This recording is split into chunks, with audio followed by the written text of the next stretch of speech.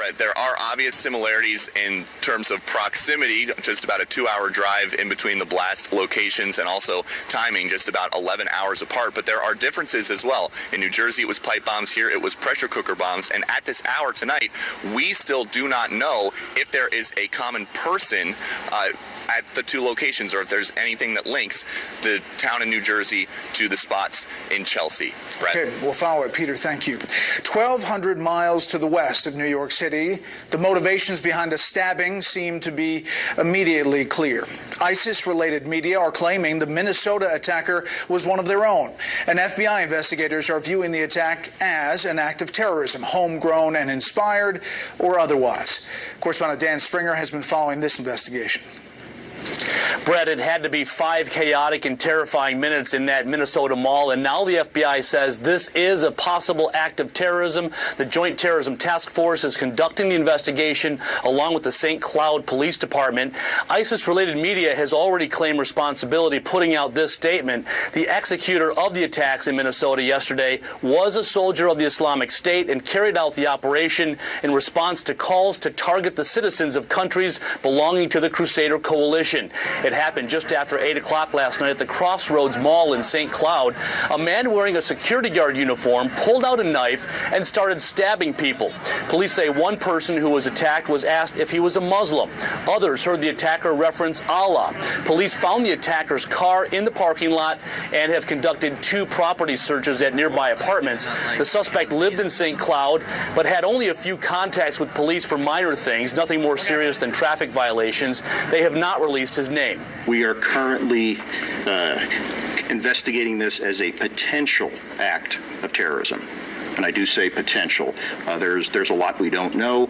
We do not at this point in time know whether the subject was in contact with, had connections with, was inspired by a foreign terrorist organization. We now know 9 people were stabbed, 7 men and 2 women ranging in age from 15 to 55. 3 of the victims are still in the hospital with non-life-threatening injuries.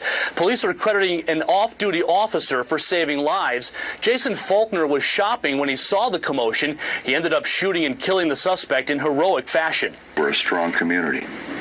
We're a united community. And there is, in this individual, evil act, unjustifiable in any means, will not shake the resolve of this community. St. Cloud is just an hour drive from Minneapolis, which has been a major focus of federal terror investigations dating back years. It's home to the largest Muslim Somali population in the U.S., and the FBI says ISIS and al-Qaeda have done heavy recruiting in the area. In the last year, 9 Somali men have been convicted of terror-related charges. We'll have to wait and see if this knife attack is in any way related. Brett? Dan, thank you. This weekend's incidents are just the latest examples of why many terror experts in and out of the government are on high alert in recent weeks. Correspondent Kristen Fisher is here with some historical perspective about the issue of Homeland Security. Kristen, good evening. Good evening, Brett. Well, you know, if what happened in Minnesota just under 2 years, and when you add in similar attacks in Europe, that number more than doubles. Here at home, the FBI says it has close to 1,000 open cases in all 50 states focused on people who are at some stage between consuming the poison of the group we call ISIL or ISIS and acting on that poison. At the same time, the Obama administration has just announced plans to allow an additional 110,000 refugees into the U.S. next year, including an unknown number from Syria. Well, critics like retired Lieutenant General and Trump advisor Mike Flynn say they're deeply concerned. You've got the director of the FBI that has said we have 1,000 cases going on in this country in all 50 states. I mean, what's going on? So we have to pay attention to the refugees that are coming into this country. We have to pay attention to the undocumented or illegals that are in this country. Now, last week, on the 15th anniversary of 9/11, the Secretary of Homeland Security said the U.S. is safer, but challenged by a different type of attack. We're safer now when it comes to another 9/11 style attack, but we're challenged when it fit the profile of a lone wolf attack. Brett? All right, Kristen, thank you. From New York to talk about the uptick in violence is Wisconsin Republican Senator Ron Johnson, chairman of the Senate Homeland Security Committee. Senator, thanks for being here. Hello, Brett. You know, it's disconcerting, obviously, for people over the weekend to hear about these attacks and to hear about the people injured. There is the question about connecting all of these and if that is happening with investigators. What can you tell us? Well, just in open news reports, it sounds like the New York City police have connected the New Jersey and New York bombings together. Attacks in St. Cloud, Minnesota. You know, when I travel around Wisconsin, I often ask audiences, have you ever heard of Sami Muhammad Hamza? Very few people have. They have heard of the Masonic Center.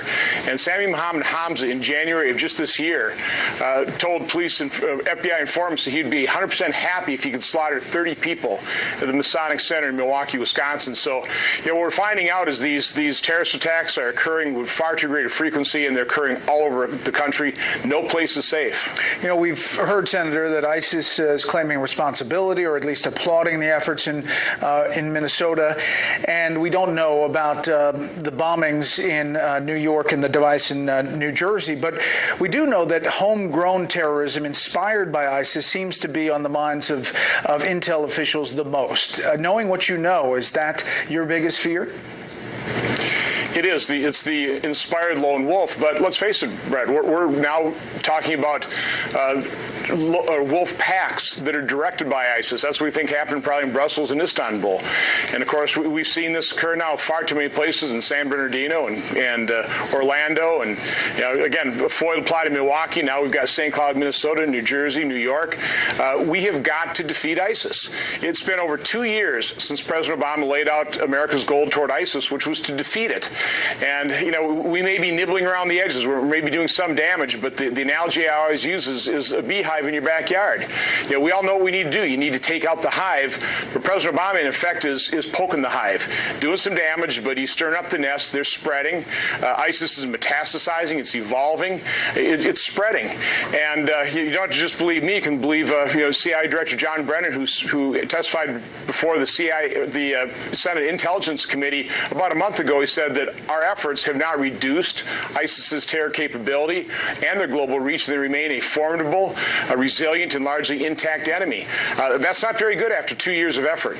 Your party's nominee is very concerned about Syrian refugees specifically, refugees overall being accepted into the U.S. What's your level of concern, first as Homeland Security Chairman in the Senate, but also as a Republican running for re-election?